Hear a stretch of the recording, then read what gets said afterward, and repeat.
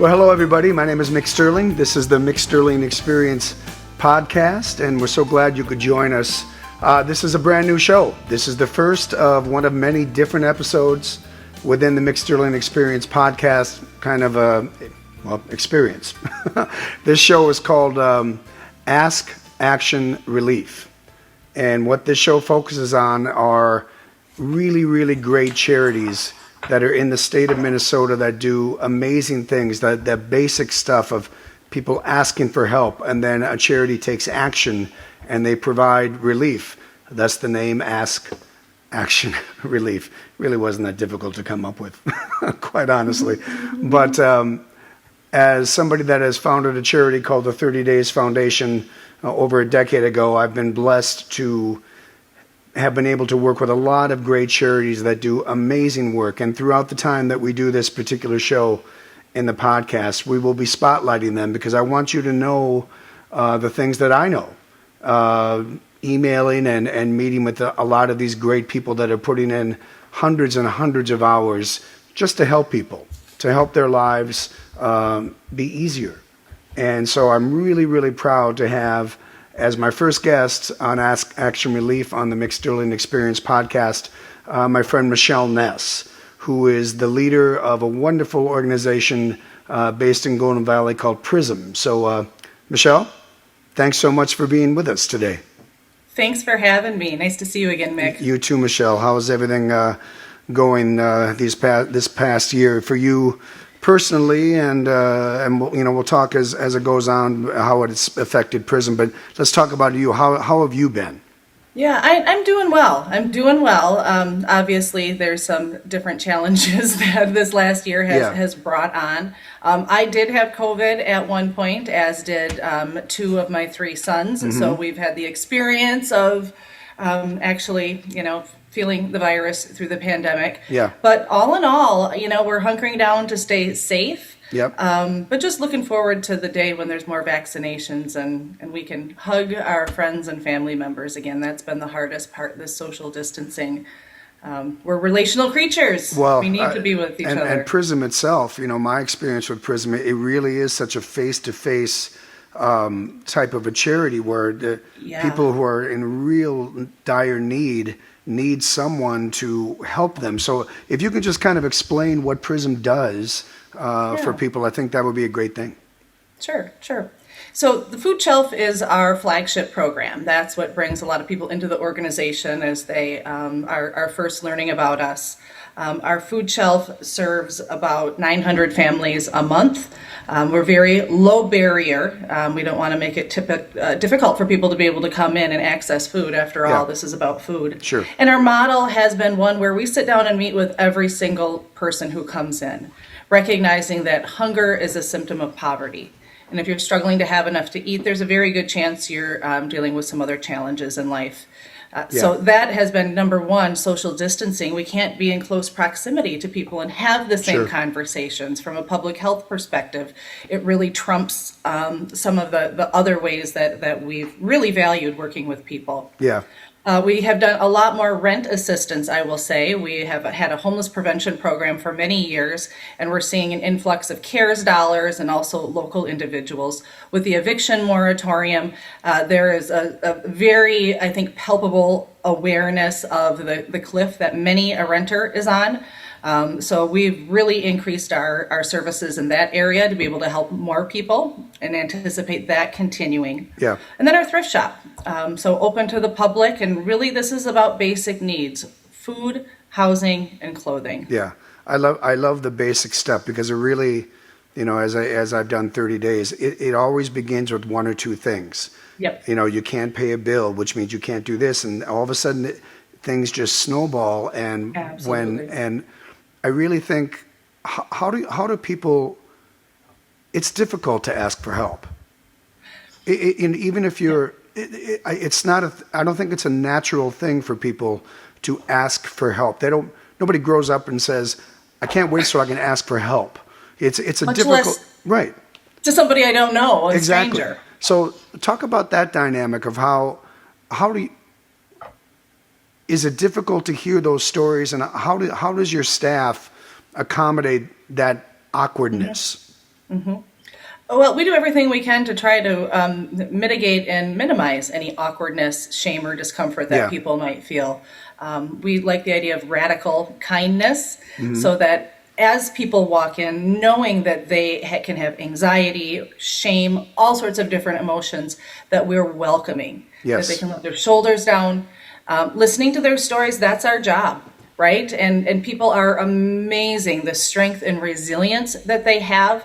Our job is to look for really what are the abilities that people have. When Yes. have they been successful, and how can we build on that or replicate it?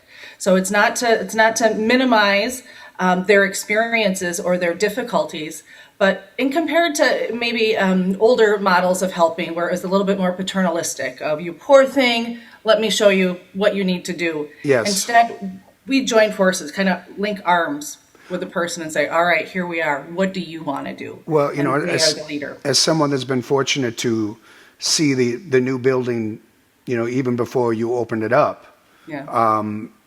the atmosphere that you provide, the people that you assist, is so welcoming.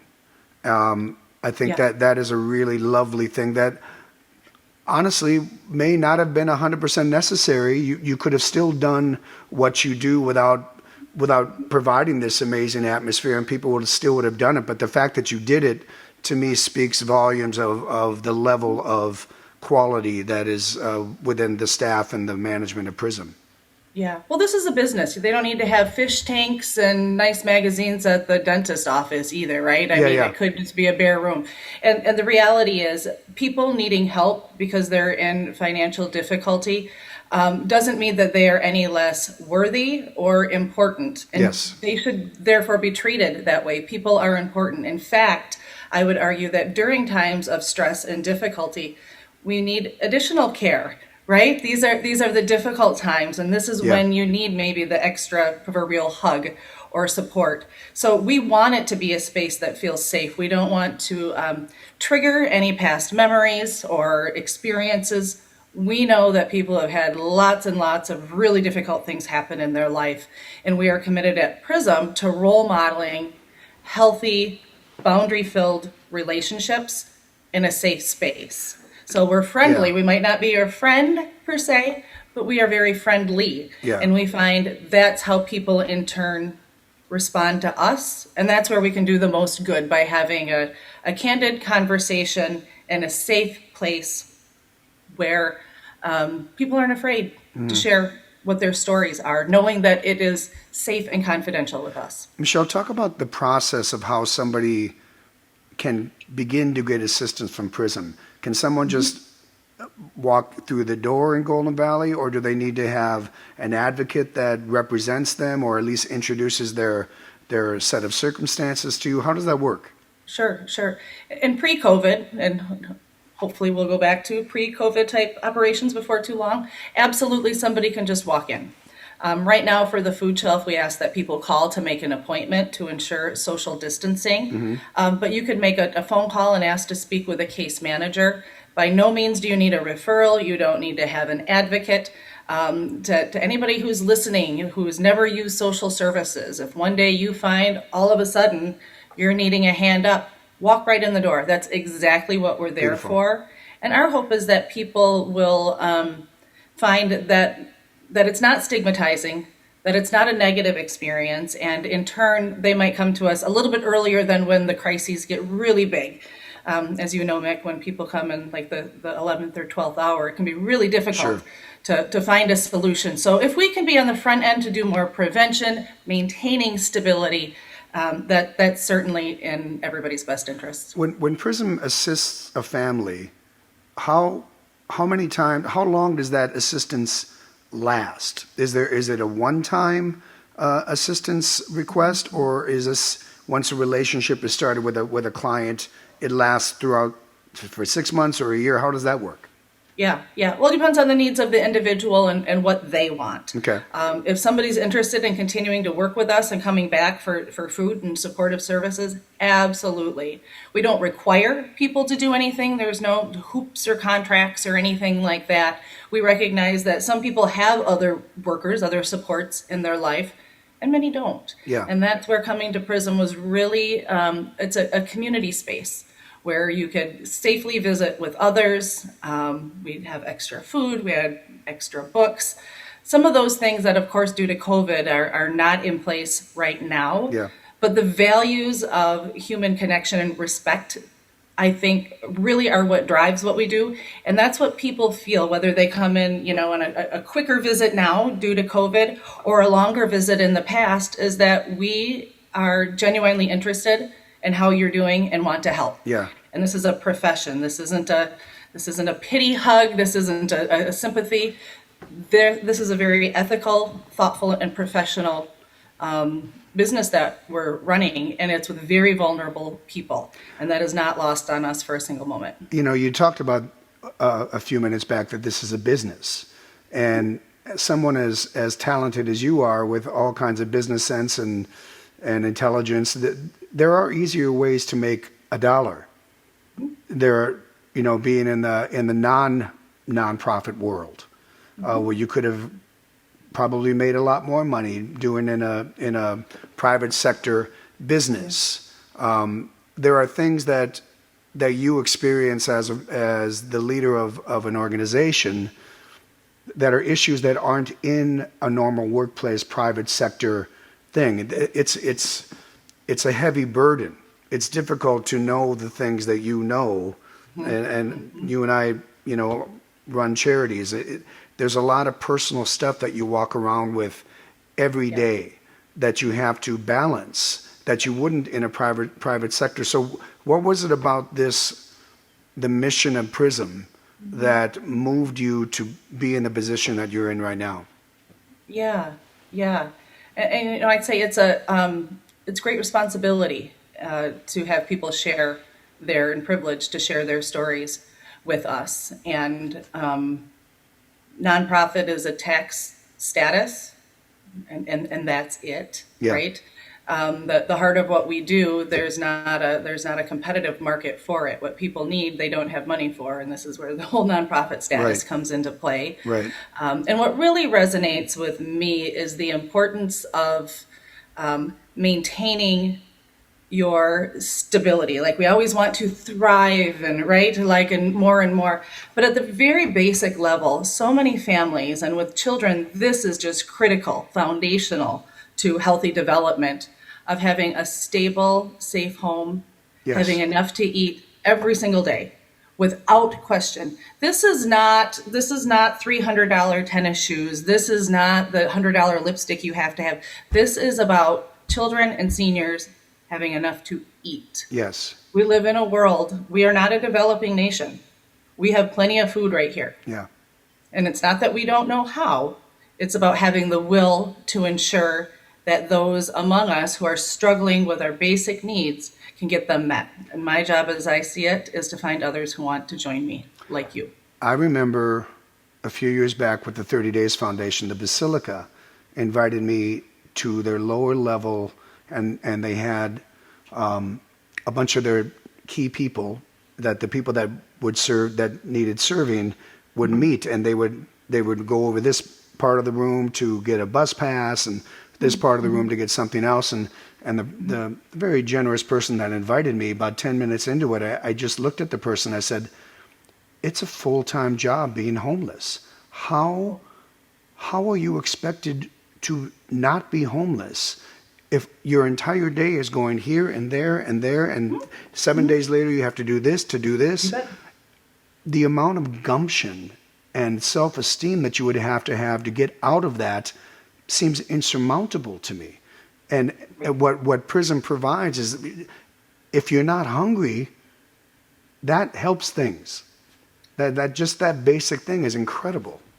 When you're hungry, the only thing you're thinking about is being hungry. Yeah. If you're not going to be able to feed your kids, or you're not sure if you're going to pay your rent, I promise you that is primary in your mind, just as we all have different stressors.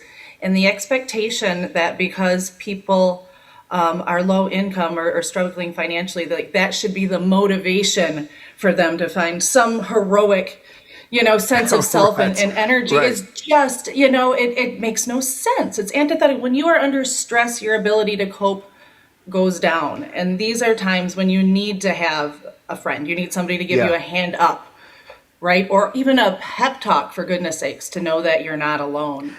And what Prism does is all of this on a constant level. Yeah. We've seen lots of great pop-up efforts that happen. The Twin Cities community is very generous. But we also know that things pop up and then they trickle Sure. away. Maintaining this level of service is a whole nother operation altogether. And through the pandemic, it's really proof and truth to that, because many of the things that have been constant or assumptions we have absolutely been turned on their ear.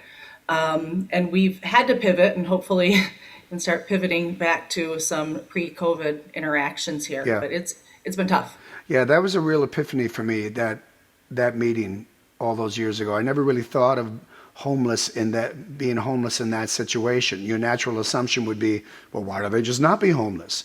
Well, that's ridiculous, because you need to pay you're given no money. opportunity to not be homeless. You need to pay money to be in the shelter. It's not Yes, free. yeah. Any resource you pay, right? So there you can't Right. save that, and you need to be out during the day. Yeah, you're so scrambling all you're the gonna time. sleep in. So where do you go all day long? It's really ridiculous, and I think it doesn't take a whole lot to hear the stories and to see the reality that people are in to understand that it's a really unfair and unrealistic system that we have in place for adults and children and seniors. Tons of people with disabilities of all different sorts. Majority of the people that we're helping with rent assistance have somebody in the household with some sort of disability. Yeah, Mom, dad, kid, grandparent. It might be a mental health. It could be physical. It could be diagnosed. It could be not yet diagnosed. But life isn't easy. And the reality is that people are dealt really tough hands. And honestly, I think we're probably all one cancer diagnosis away from potentially being in that situation. Yeah. The things that we take for granted. And that's what privilege does. It allows us to not think about a lot of things. I think, that people would be surprised the amount of burden in people's lives when they're in that state, and what happens, the dynamics within the family and within the apartment or the home, when you have all of these things just weighing on you. And and what Prism provides is, if you can alleviate one or two of those burdens within the household runs better. You can't put that on an expense sheet, Right. but it's true. What you do alleviates burden in people's families, which is a huge thing. Yeah, and it's hard to quantify, right? Yeah, You're you not can't. going to say, this is a 65. Right. This isn't about We've a number. alleviated this burden by 78%. Exactly. how do you Well, and we're gauge very that? used to measuring, and Yeah. this is where board members and say, when we're working on things in the for-profit sector, we want to see a percent increase and adjustment. You go, well, It doesn't work if like we're that. preventing something from happening, first of all, there should be nothing to measure. That's Yes. good. Right? Preventing yeah. people from becoming homeless is the goal. So Yeah. saying nobody was homeless doesn't mean nothing happened. That means we met our goal. But it is important to be able to tell the story of what we're doing and Yeah. why it's important, and prevention, or even a small intervention. If somebody can get a visit to the dentist before their cavity gets infected and they need a root canal and end Yeah. up in the hospital, man, that can prevent a whole lot of challenges. Yeah. But we know if families can't get to the dentist, and I use the dentist as an example because it is very difficult for folks who are on MA to be able to access dentists because their reimbursement rates are so low. Yeah, Dental health is huge. Yes. Huge. it is. So when we give out toothbrushes and toothpaste with back to school supplies, it's with intentionality that Sure. we want you to be healthy and brushing your teeth. Yeah, that's big. Hopefully we're all doing it every day, but if you That's don't have a big. toothbrush or the toothpaste, Yeah. might not be happening. Let's talk about the burdens and the tension, and 2020 was the most pivotal year in my life as far as COVID itself. But then you're also what happened in Minneapolis with George Floyd, and this whole movement that's happened, and everyone's thinking is different. And Minneapolis was so tense for so long, and still there's ramifications of that every day, and all kinds of things. How did Prism deal with the changing of the landscape in this city as far as the people coming to you? How did that all develop? Yeah. I think first of all, we were in shock just like everybody else of what we're seeing on CNN. Like that's here. Yeah. That's here. That's home. So, Yeah. kind of to process that. And that we know people who knew George, right? We have a worker who's friends with him. And, the connections are very real. This is more than just a story. This is somebody that we know. And our location is one thing we're very thoughtful of. So we're not located in Minneapolis. We're in the suburbs. So Yeah. we're very close. You're but, very close. That's not where we're located. So wanting to be thoughtful of our mission, our location, but also wanting to be very clear in making a statement of our position and how important it is to recognize racial bias. This uncovers the heart of why we need to be here. PRISM and organizations like us, we are the safety net to the safety net. The first safety net is supposed to be public programs, right? Those are government administered and they can be food stamps or SNAP and these different things. But we know that they don't meet needs and people fall through the cracks. And that's where we come in. And the fact that people of color are 17% of our general service area, local 5 city area, and 70% of the people we serve speaks to the disparities. And through the experience with George Floyd, I think it's really opened up space for dialogue. It's opened up eyes and minds to being willing to hear and think about it differently. Racism is the reason that we're here, for goodness sakes. There's a lot of different things that go into it, but as we want to understand why are the difficulties in people's lives happening. And it's complex. It's not just one thing. I think of it like a big knot of jewelry or string or something where you go, you can't just move one without moving the other. Sure. Right? And they're all interdependent and it's complex. But this starts to loosen that ball of knot just a little bit so we can start to understand what it's like in somebody else's situation where they are treated so unfairly. Were there conversations during that time frame within your management and staff and volunteers that were illuminating or revelatory to you or surprising that because everybody has it hit everybody so uniquely. I wouldn't say differently. I would say uniquely. It is your unique comprehension of this whole thing that happened. There had to be, I'm sure there were very interesting conversations that happened within PRISM during this time. Oh, absolutely, absolutely. The folks that we have on staff on PRISM, at PRISM, many have experienced the difficulties that we're here to serve, have been homeless or experienced significant poverty. So this reality, and as people of color, this is not something new and surprising. It's for white folks that were going, whoa, oh my gosh, look, it really does happen. And we needed to see it, gruesome, 9 minutes long, in order to actually get it. And I think the weight of that responsibility that we all have now is what needs to be our charge for moving forward. Yeah. That this window of conversation does not close with time, as so many things do. So for instance, at the board level, we're having conversations on a regular basis about diversity, equity, and inclusion. Board members are wonderful, but they're not social workers, right? They're the local banker. Sure. And so they haven't thought about perhaps inequities and disparities in the same way that we have. And everything from understanding adverse childhood experiences and what that means for kiddos growing up, to even talking about the Tuskegee experiments.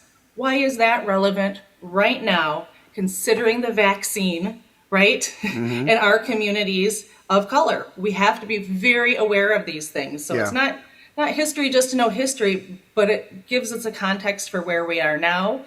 And I think to help us make really compassionate decisions and the work that we do to help others going forward. You mentioned the board, which is a nice bridge to this next part that I want to ask you about is COVID has taken away the ability to do the normal fundraising things that PRISM or any charity would be doing. There's no galas, there's no this or that. And so we've had to get really creative.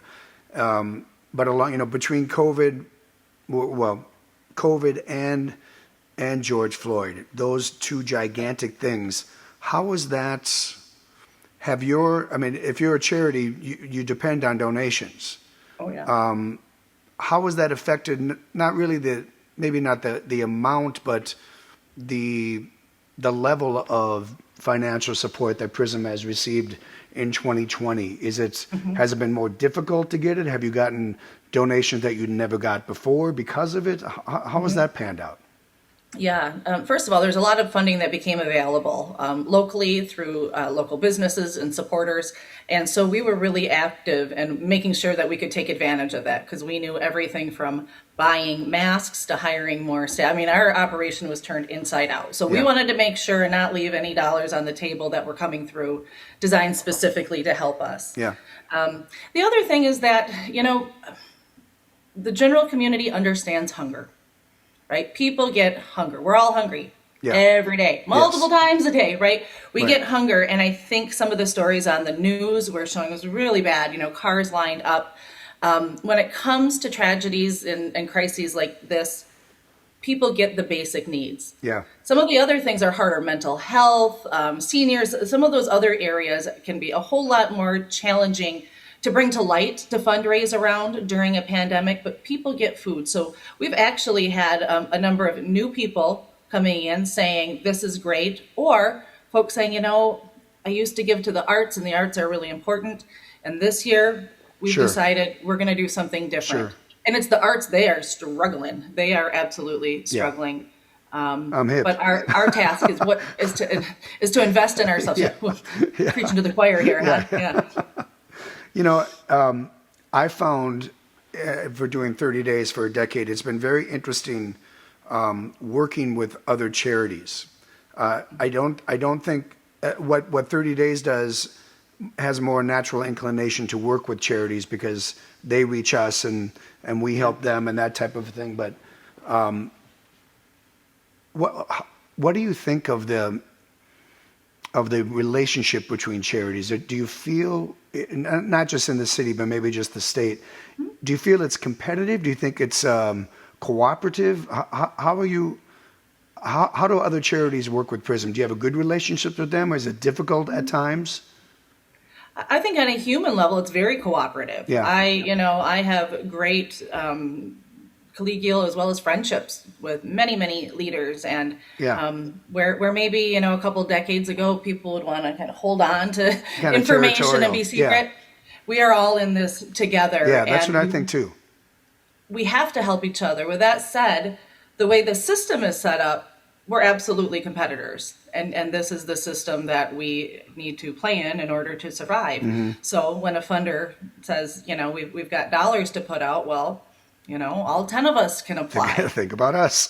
But only 3 maybe are going to get, and that's the nature of the business. So we don't see it as like competition with them, but for each of us, it's our charge to do our best work. Yeah. And this is where we need to work with philanthropy so they can understand how we do our best work and what are maybe some of the ways that don't make it quite such a competitive, but more of a collaborative field.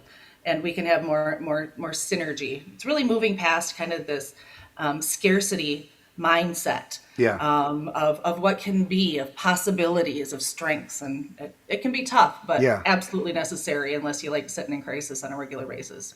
Just so you know, Michelle, throughout this interview, we've shown images and statistics of what PRISM has done, their numbers, and it's incredibly impressive. And you're doing such amazing work, all of your volunteers and your staff, that I've been very fortunate to know a few of them and work with them through we've worked together off and on for quite a few years on different projects. What's in store for PRISM? What is 2021, 22, 23? Are there new ideas and ventures that you're going to try to explore or branch into or just increase what you're doing now? Great question. So what we see is absolutely an expansion in our housing services.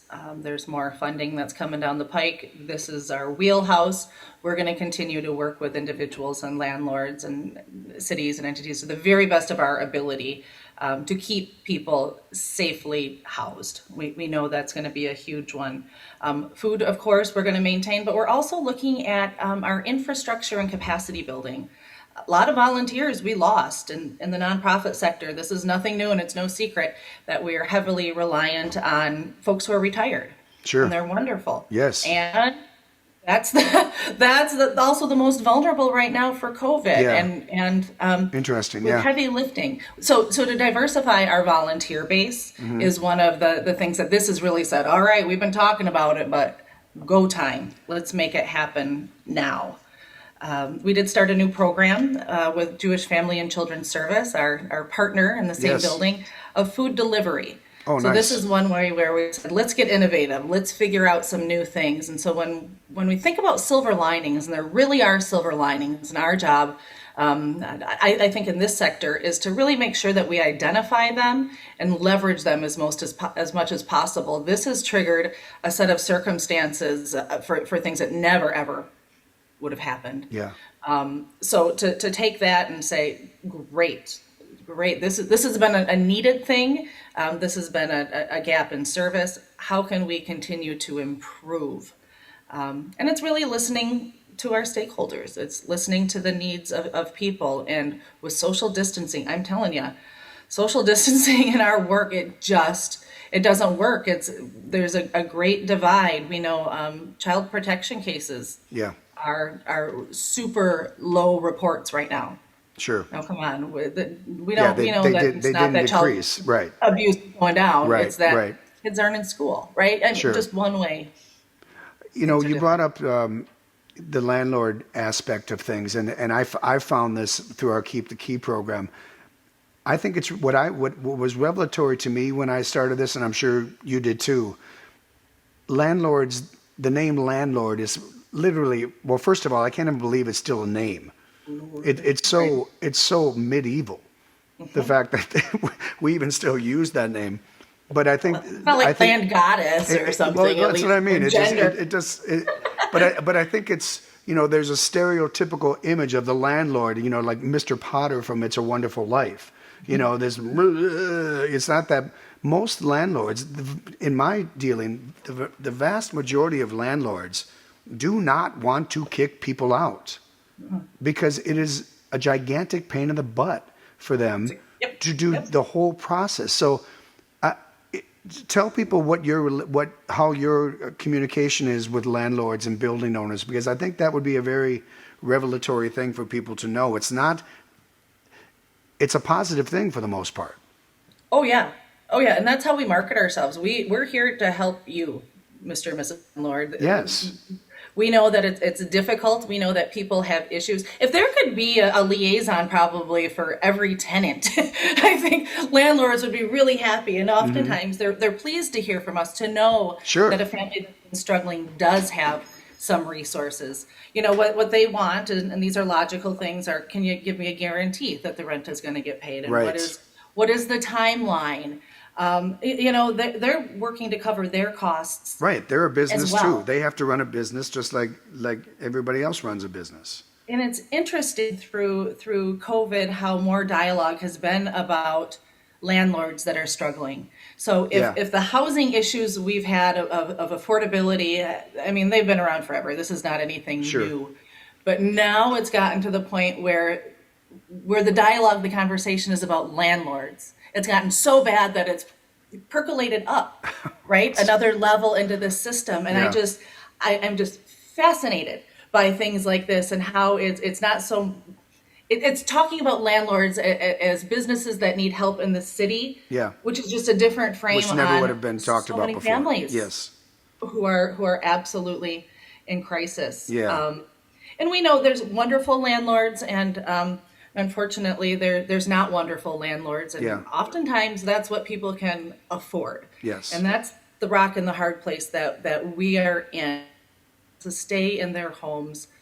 But they're not always well maintained. Yeah. And, there are certainly situations where I go, man, I wish our money maybe wasn't going to that character, but is keeping families Yes. stable and safe. Yeah. And that's our priority. And so, following all the ethical guidelines and legalities, the checks that we cut go straight to the landlord.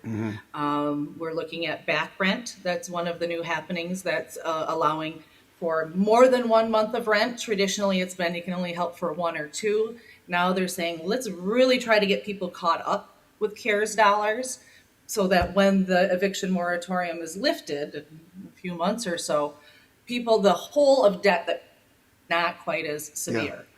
And it's also for utilities. And this is a Sure. newer thing as well. But you got to have electricity. Yeah. Right? You need to have gas. That's part of the debt. Paying your rent as well as the other costs that go along with the household. Yeah. And we're starting to measure that more. We've got some great support from the Constellation Fund, and we're doing some longitudinal data collection about the impact of our housing services after the fact. So at 3, 6, 9, and 12 months of how are you doing, right? Like, did your rent get boosted after that? Did you end up in the same situation again? Were there any other things that might have changed in your life? Yeah. And there's a lot going on. Long and short of it, there's a lot going on. I want to ask you just one more thing, because donations are the lifeblood of a charity. And to me, the fact that you said longitudinal is enough that people should donate to PRISM, that you even know that word, longitudinal, which I didn't know until right now. So bravo Absolutely. on that word. Well, It's a great word, longitudinal. Our whole goal, we're trying to put ourselves out of a job here, right? Like, how do we best help people? Yeah. If you give them one bite, well, that's a Yeah, bite. yeah. But how about if you give them a whole sandwich? What would that do? Holy cow! It's a great word. Michelle, how can people help you? How can people further the mission of PRISM and all of the great things that you do, the basic, things that people need, that PRISM does such a wonderful job at? How can they help you? Yep. I'd say one of the easiest things is go onto Facebook and like us, follow us, and share our posts. For our reach to get wider and further is what's really going to allow us to be able to, at scale, garner the resources to be able to help people. When folks say, oh yeah, I've heard of PRISM. Yeah. That's our reputation, and we need everybody to say, yep, I've heard of them. Click and I'm going to like it. Isn't that the thing, Michelle? I found with 30 Days is you can't donate to something you don't know is a thing. Yep. As long as people know you're a thing, you've got a shot. And if you get recommended by somebody, Yes. you've got a friend who goes, I want to give to somebody, I don't know who. Well, Mick, you were talking about PRISM. They're pretty good. Okay, Yeah. there you go. And Yes. that's where word of mouth goes further, I think, maybe than some people realize. Yeah, it really does. It really, Yeah. because you never know who's going to be listening. You never know Yeah. who's going to hear that information. It could be somebody that, that has no idea but is so touched by it.